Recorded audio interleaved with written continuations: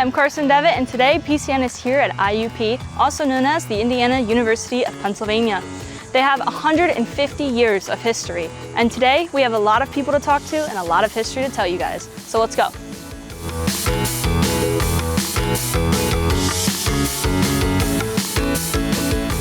I'm joined today by Charles Cashdollar. He's the author of the IUP story. Welcome. Can you tell us, how does the Indiana University of Pennsylvania get its founding? It's founded in 1875, and it's founded as Indiana Normal School. In the 1840s, the state of Pennsylvania started a public school system, but without any way of training teachers. And that was a bit of a problem. And there was a lot of pressure to try to get normal schools started to train teachers. State legislature was reluctant to do that, but finally in the 1850s they did agree to divide the state up into 12 districts, and if the local residents of those districts would raise their own money and start a normal school, the state would give it a charter. And that's basically the way all of those normal schools across the state were founded. The first was Millersville in 1858, and we were founded in 1875. So that means that there had to be a fundraising campaign here. And about 151 people contributed money, bought stock in this joint stock company, got a charter from the state. Leading in that campaign were two local merchants, John Sutton and A.W. Wilson, an attorney, Silas Clark, who ended up as one of the state Supreme Court justices, and the state senator here, Harry White. But there were 151 people who invested their money and raised about $1 million, which was a good-sized amount of money for what was at that time a village of about 2,000 people. And it opened then in 1875 and stayed independent, as the rest of these schools did, until about the World War I period. And a combination of inflation during World War I, loss of attendance because people were off to war, and then you lay an influenza epidemic on top of that. Many of these schools were having financial troubles. And the state then agreed to buy out the stockholders, and they became state-owned. Indiana was actually one of the last to become state-owned in 1920.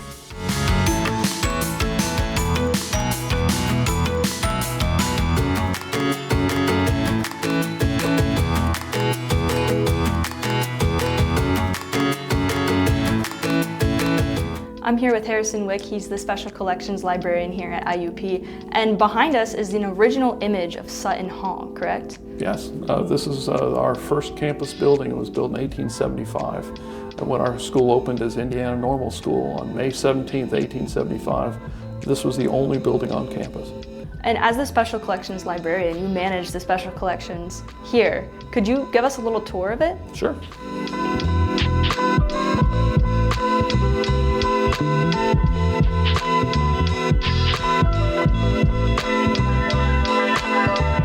So the IUP Special Collections and University Archives collects, organizes, and preserves the institutional history of IUP, as well as rare books and the Pennsylvania collection.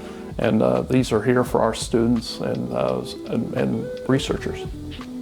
So the furniture we have here is from the Rochester and Pittsburgh Coal Company, and these are just some of our memorabilia, including our publications. This is one of our yearbooks from 1911, 1912. We also have a lot of different types of memorabilia.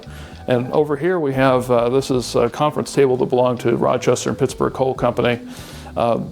And we have a lot of displays about the industrial history of Pennsylvania.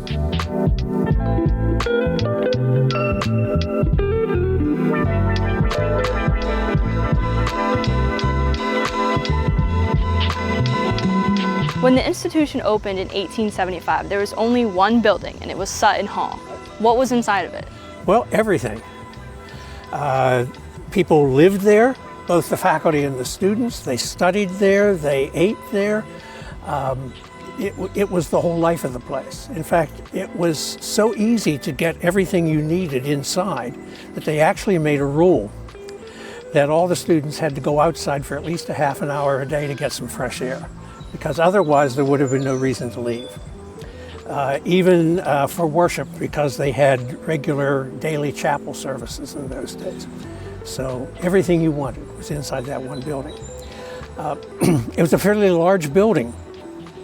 The state required to open a normal school 10 acres of land, a building that would house 300, that had an auditorium that would hold 1,000.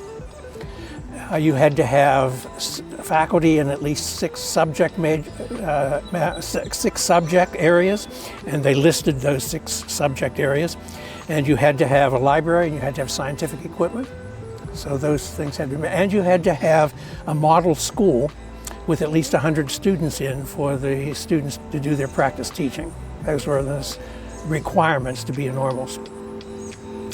And it stayed a state normal school until 1927, and then it became a state teachers college and kept students for 4 years instead of just 2. And you got a college degree. And then in the 1950s, as the baby boomers started hitting, they needed a lot more college places across the state. And so all of these state teachers colleges became state colleges, which had not just teacher training, but a variety of subjects. And then that happened in 1960. In 1965, then this became a university. Even though in 1960 it lost the word teachers, and one would have thought that it had a broader mission, it actually had a fairly broad mission and result from the very beginning. Because even back in the late 19th century, about 40% of the people who were employed were not in education. There were medical doctors, there were politicians, there was a governor of the state of Pennsylvania, there were judges, there were journalists, including Nellie Bly, who was a world-famous investigative journalist. All sorts of people came out of here, and it's a testimony, I think, that people's lives don't go in straight lines. And so people, as they move, they change their careers, they get different aspirations. In some cases, they started here because they could afford it. And then their aspirations took them other places.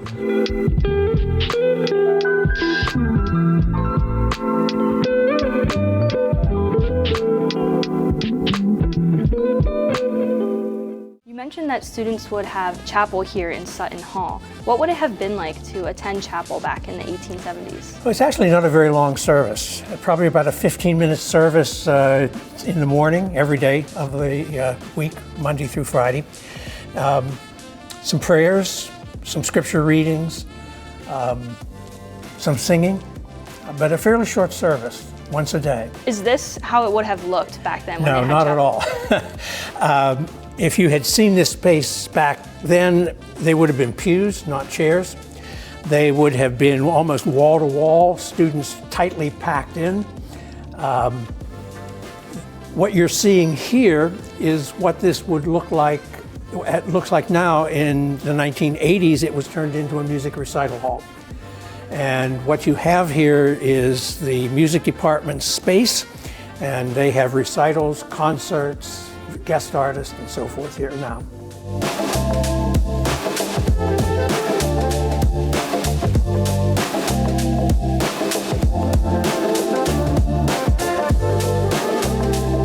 Today, IUP is considered a university, but how do we go from state normal school to university? Long story. By the 1920s, it became clear that you needed more than 2 years to prepare to be a teacher, because people were actually teaching high school now as well as just grades 1 through 8. And so they created and changed all of these schools into state teachers colleges. You got 4 years and a college degree. By the 1950s, as World War II veterans came back and then the baby boomers started to hit college campuses, they needed more spaces for education, not just for teachers.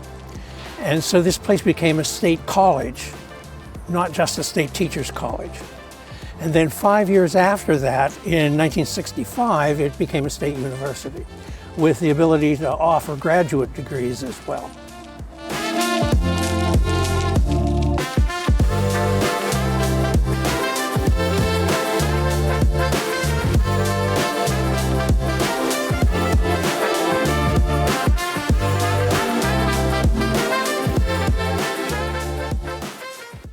While we talked a lot about the history of IUP spanning 150 years, the president wanted to sit down and tell us what is the vision for the university and how does the history impact the present? IUP has been serving Pennsylvania, students, and the Commonwealth overall since 1875. It's 150 years of incredible history, allowing students to achieve their dreams. And we continue to look to a great future doing exactly that, providing the workforce the Commonwealth needs, but more importantly, expanding students' abilities, helping them to learn and grow as individuals. I think the key thing that we're looking at is how do we provide what each student needs in terms of filling in gaps in their background and providing them with the support to navigate to their goals. And every student is different nowadays, and I think that's different than it was 50 years ago and 150 years ago.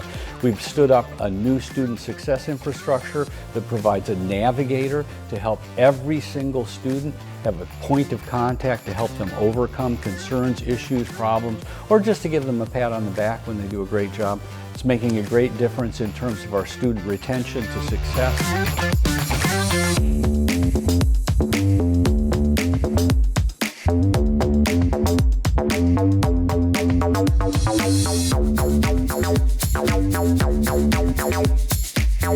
We're standing in front of the Jane Leonard display case and we're inside of the building named after her.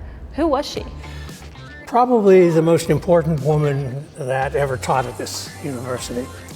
She came here in 1875 when the place opened, and she set the direction and the tone for this. She taught here for 44 years. When she died in 1924, she was acclaimed as the greatest woman educator that Pennsylvania had ever produced. Parents said that they did not send their children to Indiana, they sent them to Miss Leonard. And in fact, most of the students eventually ended up calling her Aunt Jane. She was the heart and soul of this place, and her insistence on excellence and her insistence that students ought to be ambitious and build lives for themselves that were active in the community. One of her students was the first woman, one of the first women elected to the state legislature in Pennsylvania. Jane Leonard herself ran for Congress in the first election that she was allowed to run, and she was already over 80 years old at that point. So she's just a marvelous woman, and much of the spirit of this place is due to her.